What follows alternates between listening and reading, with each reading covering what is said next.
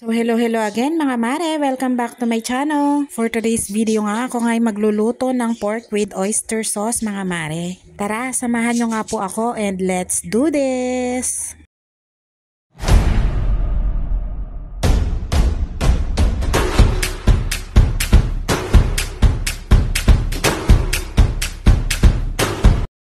So simple nga lang naman at napakadaling lutuin ang aking recipe ngayon mga mare. Gumamit nga lang pala ako dyan ng laman ng baboy. Kalahating kilo nga lang since tatlo nga lang naman kami. Bawang sibuyas at bell pepper para sa aromatics. Lalagyan ko nga rin ng konting Baguio beans para naman kahit papano may gulay. So isang maliit na bell pepper nga yan mga mare, pero 24 pesos na ang presyo niyan. Imagine, nakakalula ang presyo ng bell pepper ngayon. 600 per kilo na mga mare. Naalala ko nga pala, meron nga pala akong tanim na bell pepper sa garden. Pero since nandyan na nga, kaya sige na nga, yan na nga lang din ang gagamitin ko. Hinugasan ko nga ng maigi itong aking gagamiting karne mga mare, para nga mawala yung anik-anik niya. Uy, ano ba yan?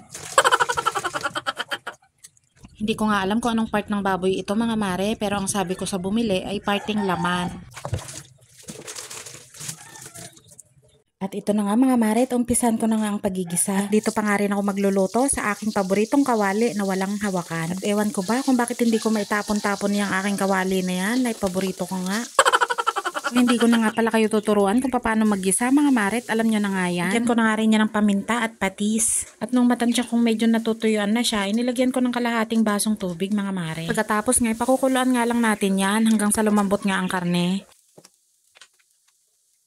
At nung matansya ko nga na malambot na mga mare, ay nilagay ko nga ang kalahating piraso ng pork cubes at isang sachet nga ng oyster sauce mga mare. Pagkatapos nga nyan, ay nilagay ko na nga rin itong Baguio beans at saka ko tinakpan para lumambot.